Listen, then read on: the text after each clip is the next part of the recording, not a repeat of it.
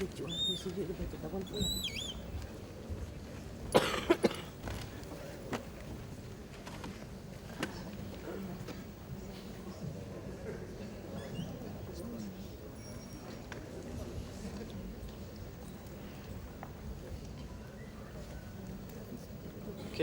Bismillahirrahmanirrahim. Assalamualaikum warahmatullahi wabarakatuh. Welcome back. For those of you who are still here from this morning, it shows your tenacity and your interest and passion to be here and still be here after lunch, which is a fantastic lunch, and everyone's kind of sleepy at one time, I guess. And for those who have just arrived, welcome. And I think we're all in for a treat because we have very distinguished speakers here who've presented many ideas which has opened our interest, opened our minds to the various types of alternatives available, and they come from all over the world. We have from the Northern Hemisphere, Professor Larry Cooperman from California. Southern Hemisphere, we have Wayne Mackintosh, and we have from this peninsula, Dr. Mushtak. Right around the equator. Okay, so we've got all three main sections here covered. And I know that this morning they were given actually less time because they were actually had so much more to share. But because there's so many ideas and other, and we were also pressed for time. So this is an opportunity for all of you here. If you have any questions to any one of the panelists or a generic question that if you can just go to the microphone, or if you feel that your voice is loud enough, you can just stand up and say, I will request that if you please mention your name and also your question, because I feel that the camera person will be able to zoom into you, as we also have a web streaming audience out there who may not be able to hear some of the things you say, but like I said, the microphone is there or your voice is loud enough. First, a quick review of what has been said or has been done. From my understanding, which is kind of limited, Dr. Cooperman was really talking about how education is moved from the elite to a universal group, and he talked about massification and still worry about accessibility, quality, opportunities. Basically, these are the three main issues that he touched on, where it gives an opportunity for everyone to have access to higher education, and he sees this as a vehicle for the country, for the intellectual, to share ideas, and industry also. For Dr. Mackintosh, OER is a collaborative tool, vehicle, where you can contribute and also to sustain it is possible. So you don't have to think too much about the business model. Actually, it can be done, and he also has provided some details regarding how the free courses were actually more available as compared to the paid courses. And he also has ways to say that you can also have accessibility opportunities, diversity, from mass standardization to mass customization. And he introduced a new area which I found to be very interesting, how we can try to reduce social injustice and have inclusive higher education, which is similar to Dr. Cooperman, by using the OER University, the micro MOOCs. I've heard of microfinancing and things, but this is the first time I've heard of micro OOC, so this is fine. And the way he was talking about is parallel mode delivery. And the last speaker, Professor Mushtak, he talked about MOOC as a vehicle to create an anti-fragile system. I think all of us have got that ingrained in our minds about anti-fragile, not robust, not fragile, but anti-fragile, and it's an innovation where we can, if we utilize it correctly, there'll be a higher chance to get a positive black swan rather than a negative one. And all the speakers also talk about peer learning as one of the ways to do it, because when you have to deal with 10,000 students, you can't be answering 10,000 emails every day. So now I open it up to the audience. To anybody who have any questions, please come up and state. Thank you. Assalamualaikum and good afternoon. I'm Adam from USM.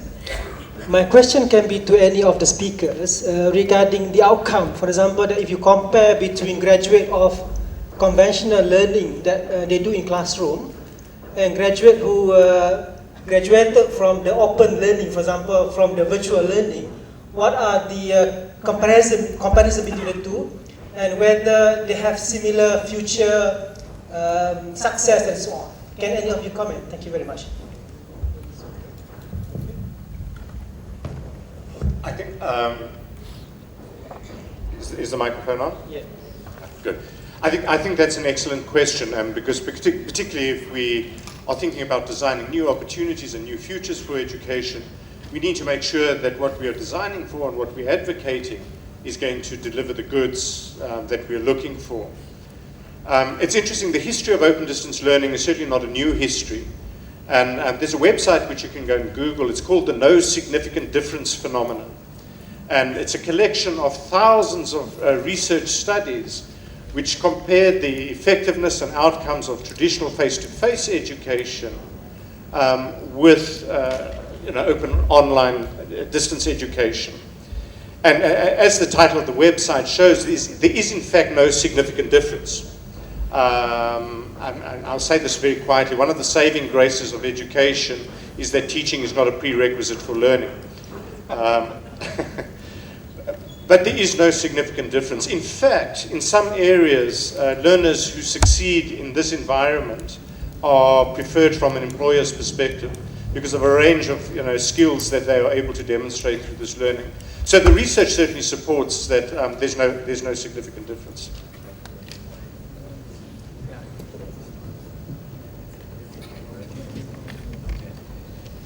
Yes, a very good question. And the problem is always comparing apples to apples. So for example, when you come from a nice, wealthy background, you send your kids to a residential experience, they've already had the best primary and secondary education that money can buy.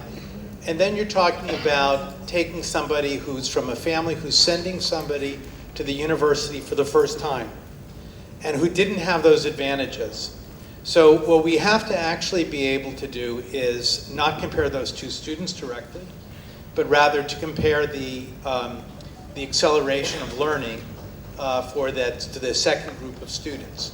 And that's where technology has a big role to play, because it'll be absolutely clear that there were gaps in that person's education that you need to address. And so there are packages that do adaptive learning, for example, in mathematics, physics, chemistry, at least at the introductory level, and that try to analyze down as to what concepts are actually missing, and then educate on those.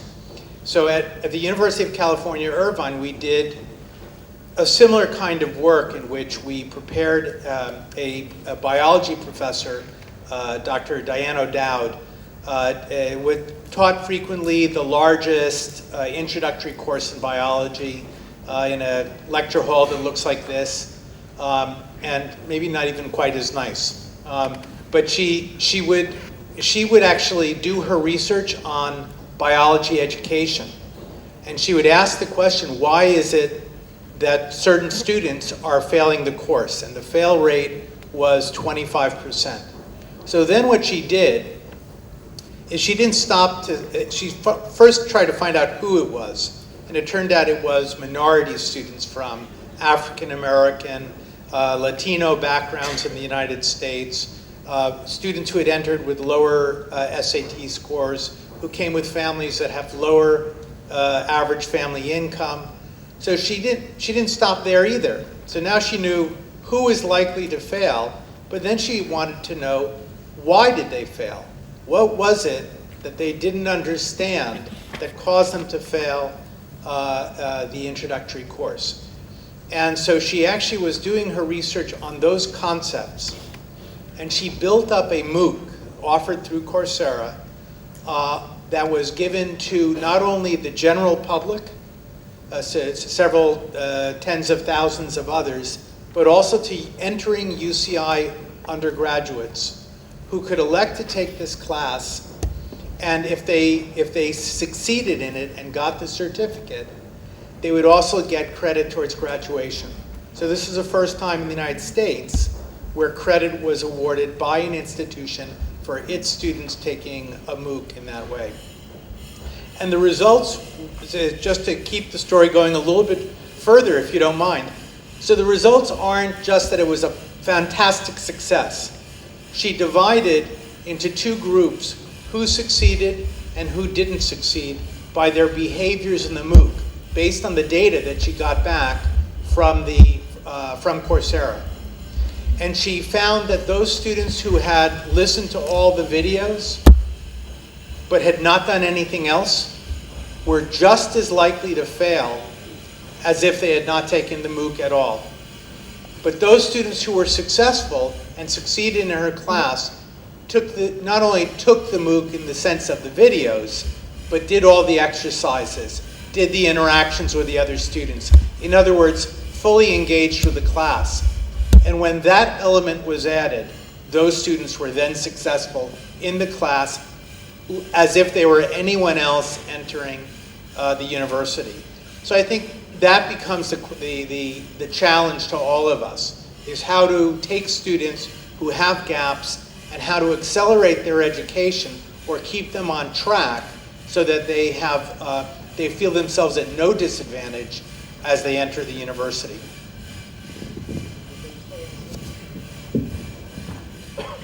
Yes, I think my colleagues have more than enough, but I just wanted to add that I think the technology is available and we deploy it in different ways. So there are people who don't have access to the, to the campus kind of study. So I think there is no option but to use the technology in this way. But to me, really, the eye-opener is the value that is added to the students on campus. So at Taylor's, we use what we call blended learning. So all our lecture theaters, all of them are equipped with what we call lecture capture, where it automatically captures the lecture and puts it online. And I actually don't like it because it's first, it doesn't capture the interaction with the lecturer. It's just a camera that follows the lecturer automatically. If you put two people, then camera even don't know who to follow. But we noticed that the students, especially before the exam, the number of hours of watches. Our e-learning academy is reporting hundreds of thousands of hours of watches, and then they watch it double speed. Things like that. So even students who are paying high fees to be on campus, they are wanting to utilize the technology. When we did the emotional intelligence course, and that course was offered to the foundation and engineering students. So these are students who just finished SPM. So it's a foundation year between the degree and the SPM. I took an available tool to measure emotional intelligence, and I wanted to measure the emotional intelligence before and after the course. And then I was thinking, the hypothesis is, if there's a growth, how would I attribute growth to the fact that the students attended my course? And I took another foundation group, which is foundation in science. So the other group is to be prepared to go into medicine, pharmacy, and biosciences. So my students took the test before and after as a questionnaire based, and the foundation in science also took it before and after. Now, the surprise was, we did this based on the Daniel Goleman model, so he has 18 traits for emotional intelligence, and on average, the engineering students grew in emotional intelligence on all the traits. The shocking thing was the foundation in science students dipped in at least 12 traits out of the 18.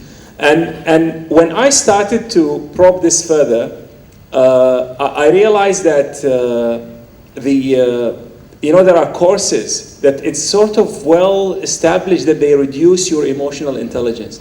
Now, we keep on going out there saying education will improve your health, will improve your happiness, will improve, but I don't think there's any data to support that.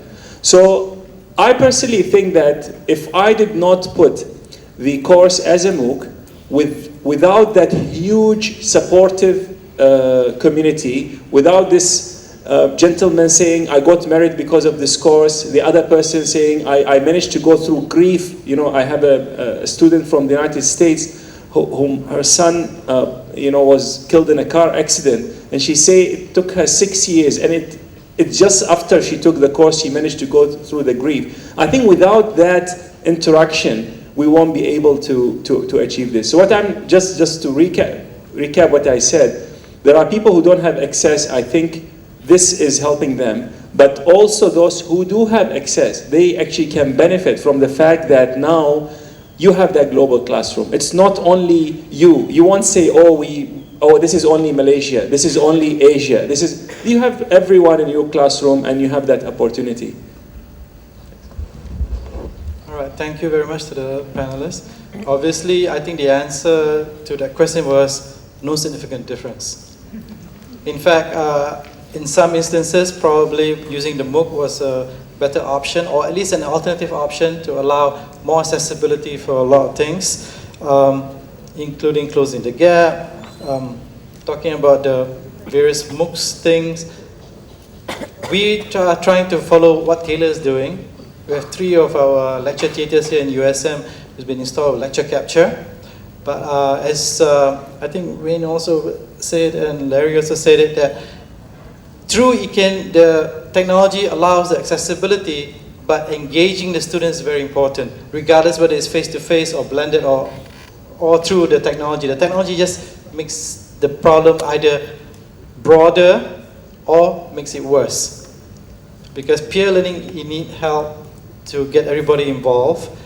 And so I'm glad that I'm learning that you have 2 persons on stage, then the camera go crazy, trying to figure out who. So interaction might be difficult. So I hope that CDAE also note that.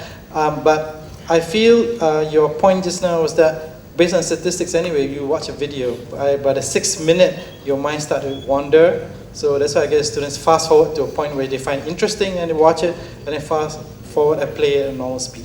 Next question, please. Highlight what type of precautions should be taken by higher education institution or university before starting MOOC courses, and what are the pitfalls? Thank you.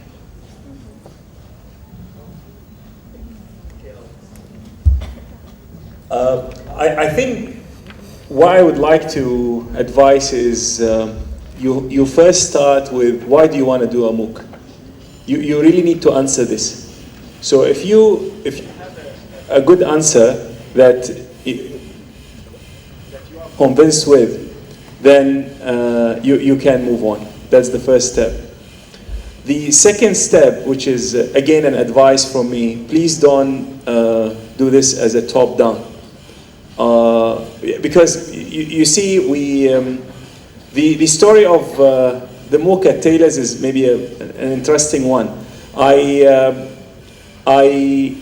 did the MOOC without even seeking approval, because I didn't know, maybe they won't even allow me. So, but when it's up and everyone's saying okay, then it's fine. But later, when Taylor's wanted to go into this in a bigger way, and when it became the deans an instruction comes to the dean to say, okay, we want a MOOC from school. Then the dean will look around and say, oh, I think you don't have high teaching load, you are going to do a MOOC. For example, this won't work. If the reason that why you want to do a MOOC is to cut the cost, make things easier, I think this is wrong. I have heard that this is something that you could cut the running cost, but it's actually not necessarily. It's a very high workload on the lecturer. So if you start with the people who are first passionate about it, second, they want to be filmed. You know, I notice in Malaysia, one of the issues is lecturers don't want to be recorded.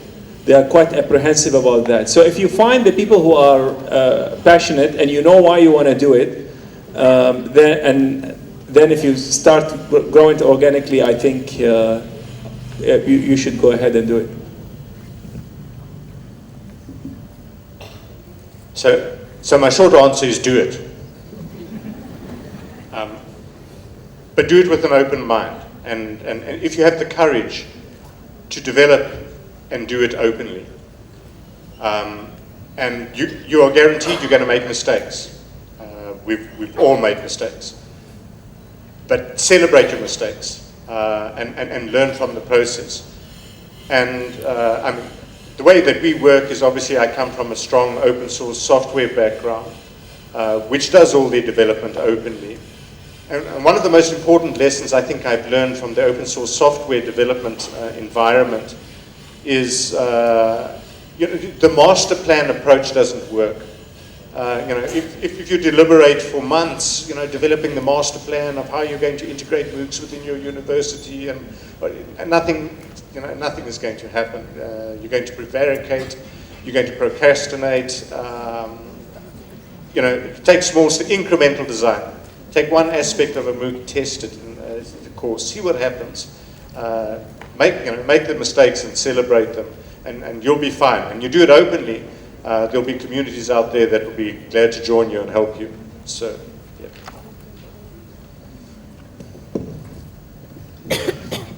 And I would just add to that that the opportunity is, for me, is very clear when you produce something that's valuable to your future students, so that you're taking them at a certain level, that they're pre-admissions, that you're sending out this notice, there's an open and free course for them to take that will give them an experience of university education, that the application process may even look favorably on somebody who's completed that course successfully. But then also, because it's open, it doesn't stop there. And if it's a valuable course for them, it may very well be valuable for others.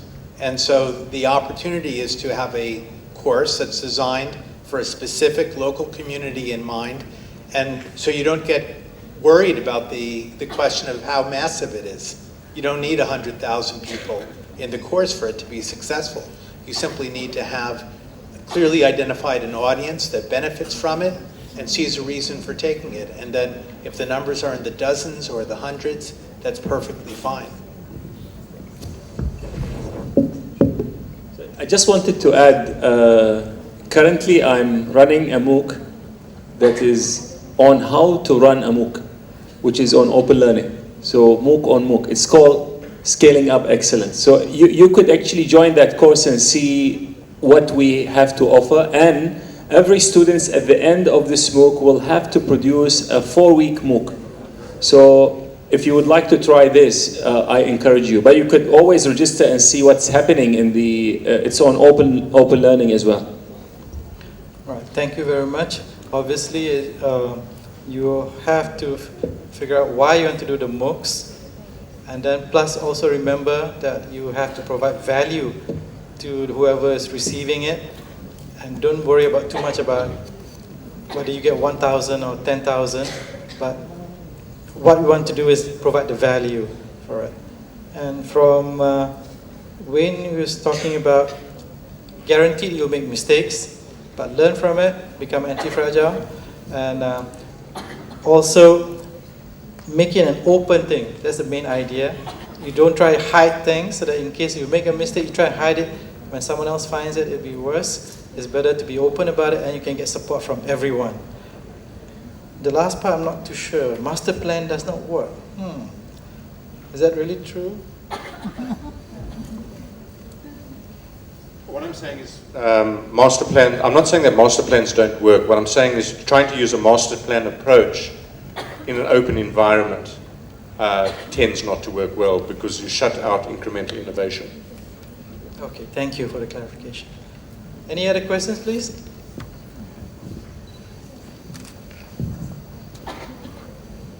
My name is Rajak Sam from the School of Social Sciences.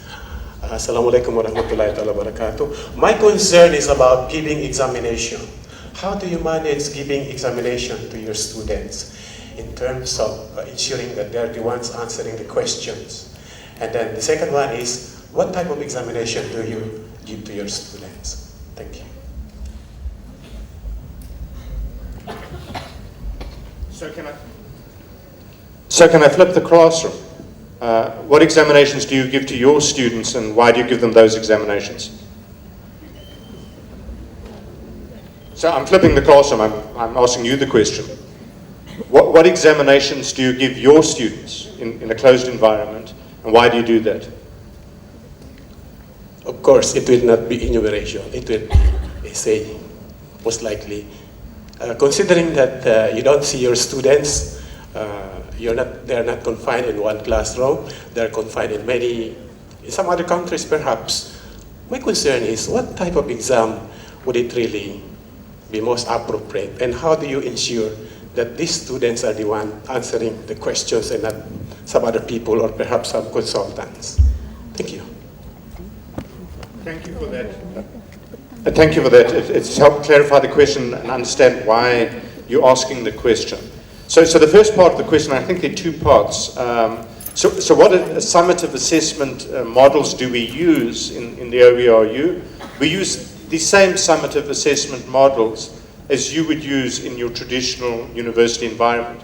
Because you must remember, OERU learners get the same degree from our conferring institution as the learners that are enrolled for full-time, academic credit. So if one of our learners gets a degree, say, from Thompson Rivers University or Athabasca University, on their degree it won't say OERU degree. What it says is it's an Athabasca Bachelor of, whatever. But you do raise the very significant question around identity validation. Because how do you ensure that the person that has submitted the assessment is actually the person that did the work? Now, in our model, there are two ways in which we do it. And it's dependent on the evaluation model that's used. The one is a challenge exam approach. So with many of our distance education partners, there's an actual physical challenge exam that they actually have to go and sit. And so there's a photo validated identification that is proctored at the point of actually sitting a real exam, as in many, many institutions who administer these exams.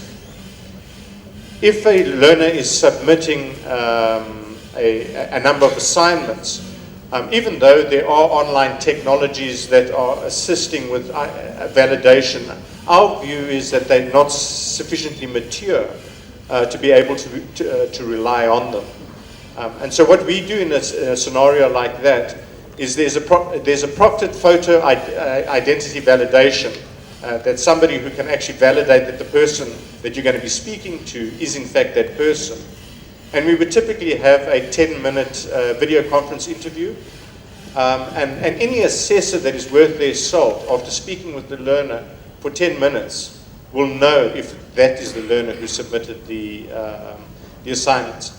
And I think it's a very important question, because the foundation stone on which we are building our work, and we will not compromise on quality. And you think about it, there's not a single partner in our network that would want their accreditation status or their brand value to deteriorate through poor identity validation. So it's an excellent question. Thank you for that. And I think you're probably familiar with the technological variations of that. The variety of services that simply see how you type and then actually confirm that throughout the course it's the same individual typing, ranging to the camera approach where they're watching you while you're taking exams or beyond that. So there are various ways that the standard is really that it's as difficult to game that technology as it would be to game an exam in a large lecture hall. So, again, it's possible that somebody who looks similar to somebody in the ID gets into the exam, takes it for them. It's possible, but the university's done reasonable mechanisms for making sure that there's no fraud in the taking of the exam. And the technology supported mechanisms work similarly.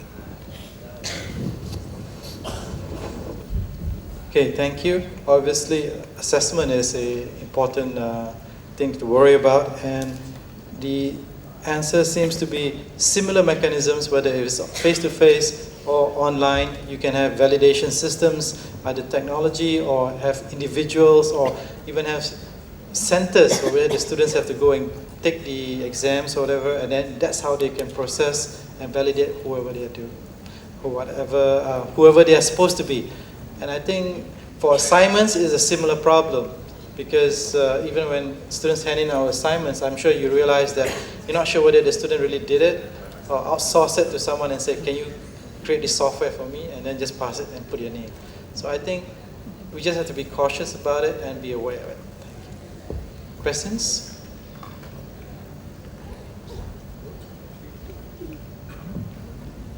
Hello, my name is Uday Shankar. I'm also from Ames University.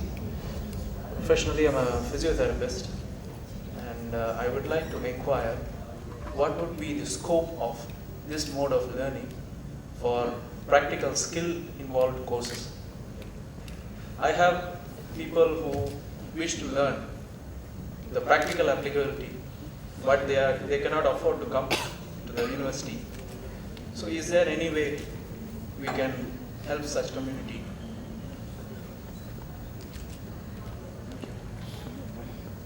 I think it's an excellent question, and I think there are a number of challenges. Let me illustrate by way of example. I don't want to be operated on by a surgeon that studied his entire course by distance education.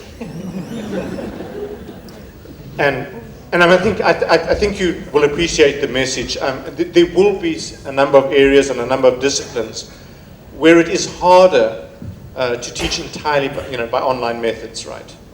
So, But by the same token, I think there are a number of very innovative ways of actually thinking about how we can teach practical skills through designing, smart activities, integrating mobile phones. How learners, if you're teaching carpentry, for example, and you've got to make a joint, you could take a photograph of the joint and send that in with a reflection of what went wrong and how did it work. So I think there are creative solutions, but we mustn't expect the technology to do things it can't do, and it wouldn't be responsible to do. So I think it's a question of design. Through smart design, we can get it right. so would you say it would be better to outline the fields or stream of studies that can be effectively covered by MOOCs first before embarking upon them? There would be a set of courses where probably there is an element of theory more than practical skills. I think that's one way of doing it. You could say, well, there are certain subjects or certain areas that would be well suited to MOOCs and do those by MOOCs. I think that's one way of doing it. Another way of doing this is not to think about MOOCs and these emerging ways of delivery with open education as something that's trying to replace the existing delivery model. If you think about it as a way of augmenting and adding value and providing additional services to a number of learners you haven't served before, and maybe doing it in ways where you can plow back what you're learning from this MOOC environment into improving what's happening in the classroom, I think is a better solution.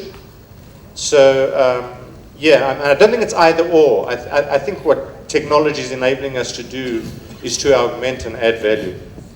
Yeah, because I had to bring this up because there are a lot of videos on YouTube demonstrating physical therapy, spinal manipulation procedures, etc., and which some people take up as a primary guideline without supervision. That shouldn't be the impression coming out of such courses.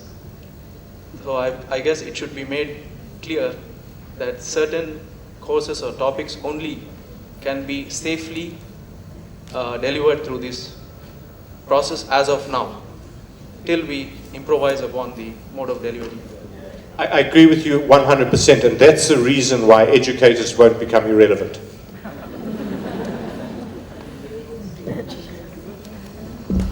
Thank you for the question. Obviously, practical skills is a difficult area, so the idea is more of not a replacement but of an augmented thing, because when you asked that question, the first thing that came to my mind was a scene from Big Bang Theory, a show which I enjoy. One of the characters, Leonard, was saying that he's trying to learn how to swim online. So that obviously I don't think works. Okay. All right. Just now, gentleman in blue wanted to ask a question. Thank you. Assalamualaikum warahmatullahi wabarakatuh, and a very good afternoon to everybody. My name is Shakir from School of Industrial Technology, USM. It's interesting to see the presentation from Mr. Larry about the education projects in Somalia. And congratulations for the projects. But it seems like today, the more we work towards sustainability, and at the same time, it seems that the more people falls in the bottom billions class.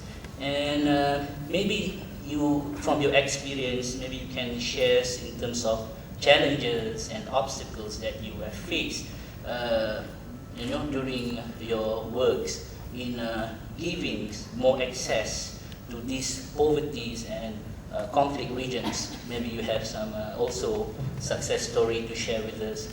So that's my request. Yeah, I think that what I was pointing to, I think is is that the delivery of value to vulnerable populations needs to be taken up by the university sector as a whole. That the ability to transfer knowledge, skills, capabilities to people who need them most is really part of the mission of the universities, the sharing of knowledge. And the success stories, and there are a number of, there's projects throughout the world in which there's been public health successes, there's been agricultural successes and so forth.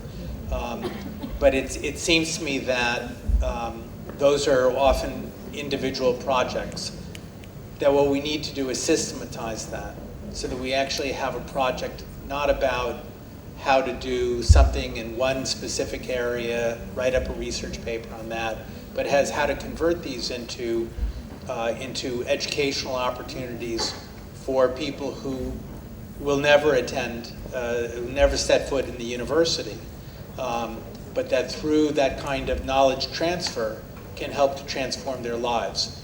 So it's beyond a question of the individual successes that there are, that you will always find reported that we were able to eliminate disease by XY percentage and so forth.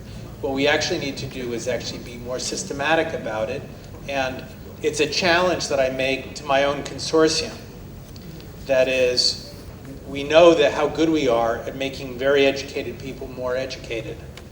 So now it's time to actually take on more difficult challenges, ones we should be willing to fail a few times. But I think the key thing will be to turn towards those populations and try to establish systematic forms of community education that can help around very pressing problems, water, public health, et cetera, et cetera.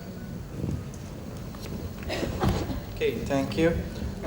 Questions from this side, because primarily it's from this area. Okay, yes. Mr. Fong. Good afternoon. My name is Fong. I'm from the School of Educational Studies, USA. Now, with regard to any intervention of technology in education, for example, Mohd and OER and open content software, many times the story is of some individuals due to their passion, and due to the investment of time and effort. Then we hear some successful stories, and they are always very inspiring. It's really good. It's really good. Just the many stories that we did just now.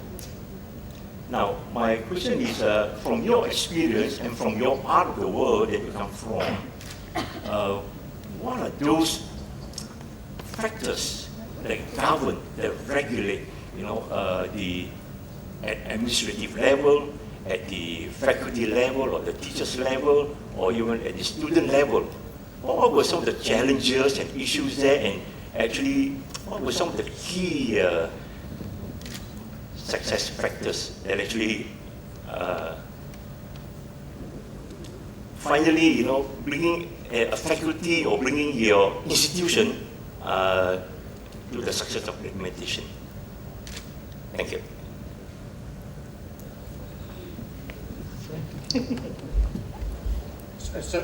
So the answer to your question is yes, yes, no, and yes. It's an excellent question, and I mean, I don't think there's a silver bullet or a recipe, you know, for success. We all know our organizations, and you know, there are so many things that feed, you know, excellent results, but by the same token, there are things which, you know, cause us to fail. So I'm not sitting here as somebody that, you know, has the answer to all your questions. But things which, I think one of the things that is extremely important, that success in this open education kind of world with MOOCs and all the rest of it, it's both a top-down and a bottom-up kind of process. You know, we need to be doing both. So, and you know, the top-down kind of thing is, you know, it does help to have policy in place that supports and promotes and encourages the institutions to move in this direction. But policy alone is not going to be the answer. We need the champions within the organization that take this forward. But I know we are going to be successful. And the reason I know this is, think about it. How many educators do we need to develop a robust, high-quality, open curriculum in any discipline, at any level? The point I'm trying to make is we don't need, you know, hundreds of thousands of educators to do this. 3 or 4 motivated people from around the world can make this happen. We need 1% of our educators to say, hey, I want to help my fellow learners, and I'm prepared to take that risk, and we'll make this happen.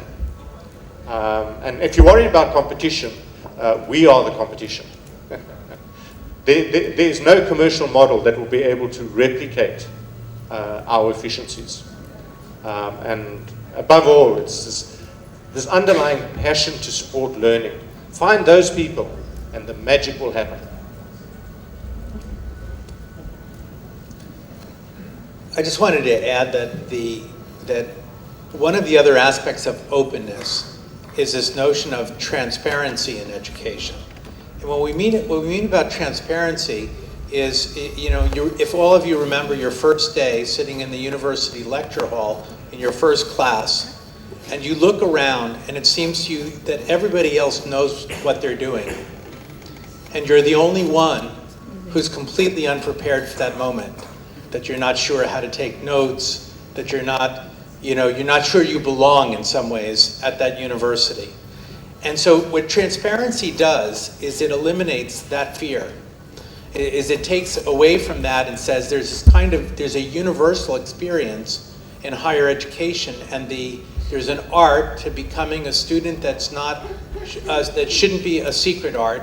It should be something that we let everybody know that we experience the same anxieties and the same discipline it takes to be successful can be achieved by everyone who in fact is in the lecture hall.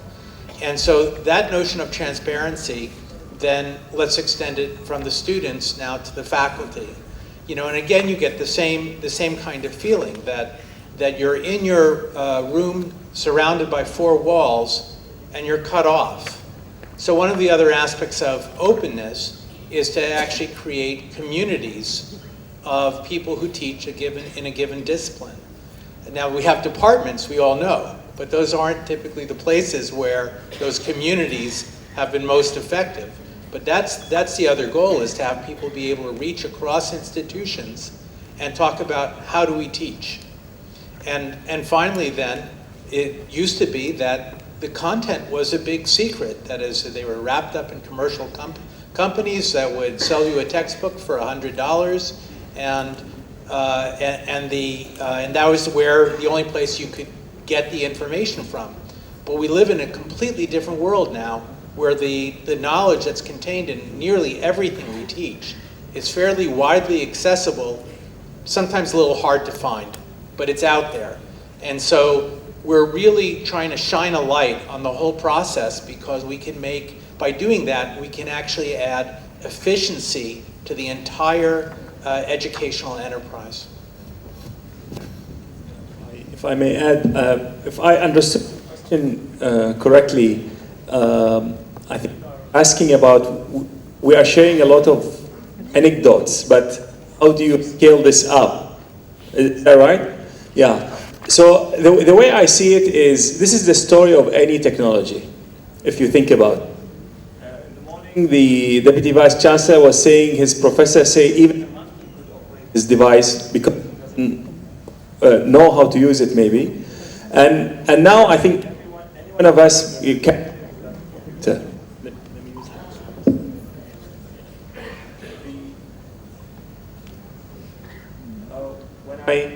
When I started teaching at Taylor's, that was 15 years ago, every classroom had an overhead projector. And we used to prepare transparency sheets. I don't know, some of you remember this. And when the management started investing in the LCD projectors, the lecturers were saying, no, this is just for the few, and it doesn't give me the freedom, and I will never be able to do it. But now, if the lecturer goes to the classroom and the LCD doesn't work, the class is cancelled. You say, oh, I can't live without it. This is actually a reality. But if I come closer to the open access, do you recall the time when universities had in their guidelines saying that when you write a report, you cannot source anything from Wikipedia? People said, no, you cannot use Wikipedia as a reference. Now I think when the lecturer wants to check something, I think Wikipedia maybe is the first step for him or her, at least the first step to gain the knowledge. So I think in that sense, any new technology, you think of the plow, you think of the wheel, you think it did not, in the beginning there are people who think they didn't need it, but as time goes by, things will happen. We used to have a PDA and a phone.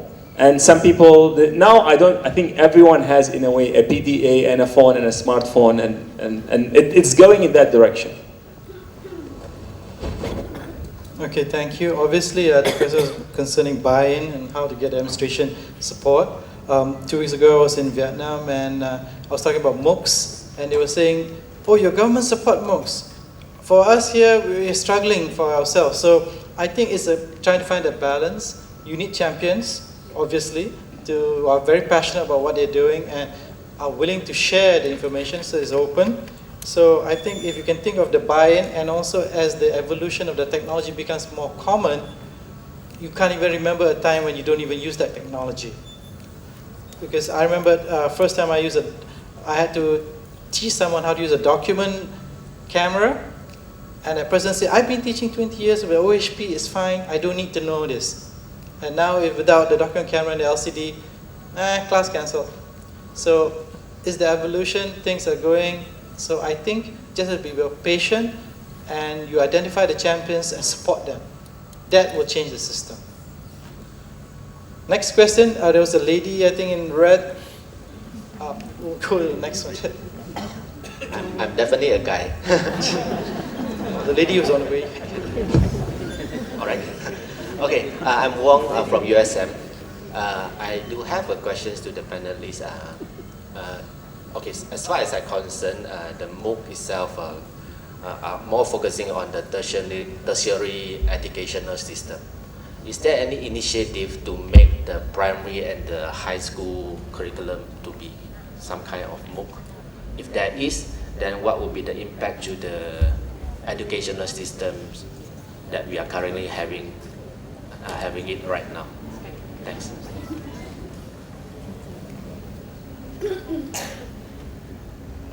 I agree with you. Currently, most of the content is geared towards the tertiary, but I think it's only a matter of time before it moves into the secondary and then primary. At Taylor's University, and maybe mainly for marketing purposes, we've created a number of MOOCs that are the target audience are the PMR and SPM student. We just wanted to show off our lecturers teaching biology, chemistry, and a few other modules that we selected using the MOOC platform, and it was geared towards the SPM students, and we wanted them to remember, hopefully, our logo and our lecturer when they choose their university in the future. So it starts as we want to brand ourselves, but I think if people start to say, oh, this video works, I think it's, or that platform or the MOOC has worked, I think it's only a matter of time before the students themselves discover it. And once they discover it, and then just like Prof. Karim did, we see all the statistics, how many people watch the video. It's only a matter of time before it happens. And you know, I think it's going to be sooner rather than later. We are seeing early examples of MOOCs running in secondary education. I just can't think of the high school now, but it's one of these. It was one of the Hewlett-funded. Yeah, in San Diego. So I'll leave that to Larry to respond to. But I can reflect a little bit on the New Zealand experience. So in the New Zealand formal education sector, the copyright of teaching resources developed by the teachers belongs to the Board of Trustees of the individual schools. Even though all teachers are paid by the Ministry of Education. It's just how things work in New Zealand. And so New Zealand was in fact one of the first parliaments in the world who implemented what we call NZ Goal, which is the New Zealand Open Government Access Licensing Framework. And what that framework has decreed is that all Crown agencies, that they release their copyright under the most open and free license. Because the rationale is that this is, you know, it's government money, taxpayers have paid for it. Why should taxpayers have to pay twice for the education materials? Parliament has a framework which says all Crown agencies have to release the education materials openly. Strongly encouraged. Sadly, that framework wasn't extended to the tertiary sector. And you'll understand it has to do with political reasons, because universities are autonomous, and you can't have government telling universities what to do, and so there are all these reasons.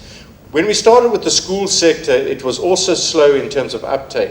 Currently at the moment, we have 150 New Zealand schools whose boards have taken a decision that all teaching materials that are produced by these schools are openly licensed as a default. This is going to ramp up and scale. I think the secondary school sector is going to overtake tertiary pretty soon.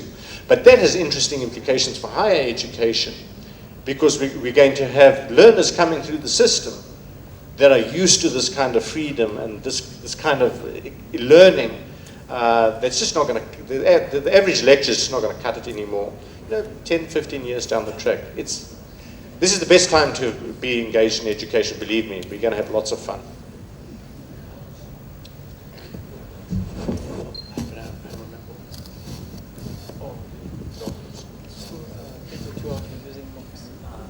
Well, first of all, we should recognize that those that don't already have degrees, a large portion of those are secondary students already, so there is a significant percentage. So there are schools already in California that have adopted MOOCs as part of the curriculum of a class. I'd say there's still one distinction between the secondary and tertiary sector, which is that you typically have one teacher for perhaps 30, 35 students in a classroom. And so unlike the lecture hall where we have 400, the ability of a teacher to actually direct a very active learning experience under ideal circumstances with their students is much greater than the single professor would have.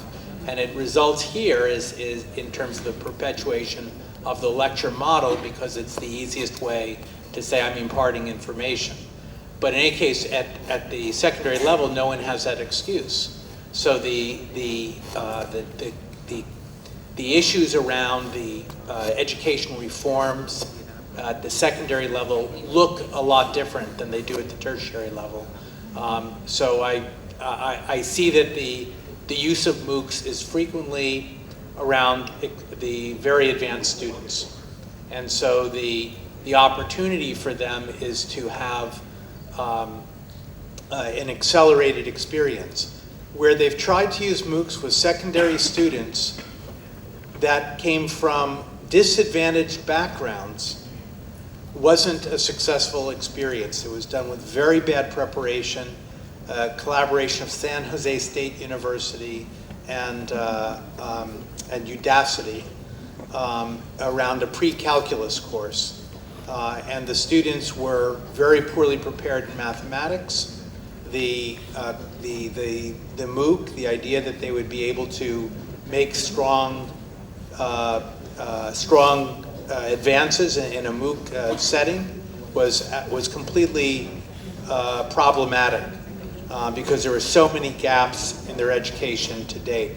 And then they combined it with a group of students from San Jose State University who had already failed the class. So this is the worst of all circumstances.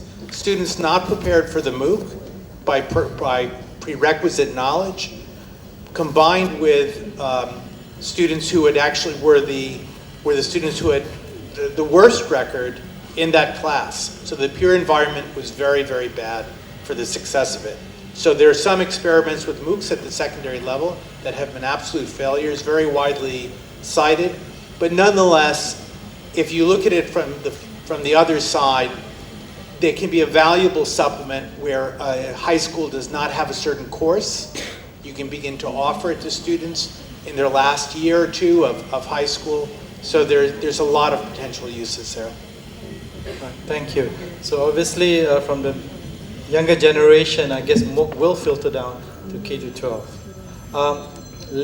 Now the lady in red.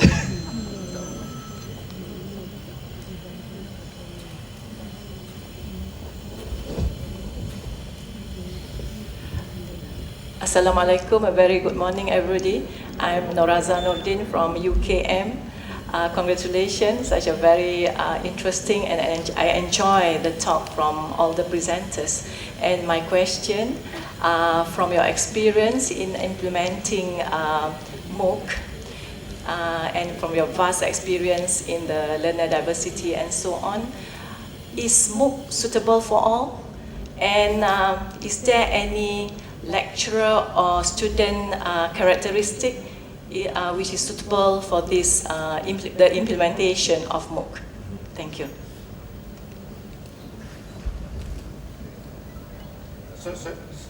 So my return question is face-to-face education suitable for all learners? And without being facetious, to be honest, I don't care. Because the target audience I'm trying to help are learners who won't have the privilege of a face-to-face education. These are the learners I'm trying to help. And hey, we might get it wrong for some of them, but we're the only chance they've got. And I hope we're going to learn from the experience. I really do. And in relation to that, I spent much of my career growing up in Africa. I spent the first 15 years of my career working in ICTs for development in Africa. And if you want to implement technology in a place that's hard to implement, try Africa. And I've always maintained that the real innovation for the future of education in the use of technology will come from the developing world. And the reason it will come from the developing world is because the developing world is faced with challenges the industrialized world will never understand. Will never understand. And already, and the huge opportunity for many parts of the most challenged parts of the world is this notion of leapfrogging technology. They don't have to make the mistakes that we have made in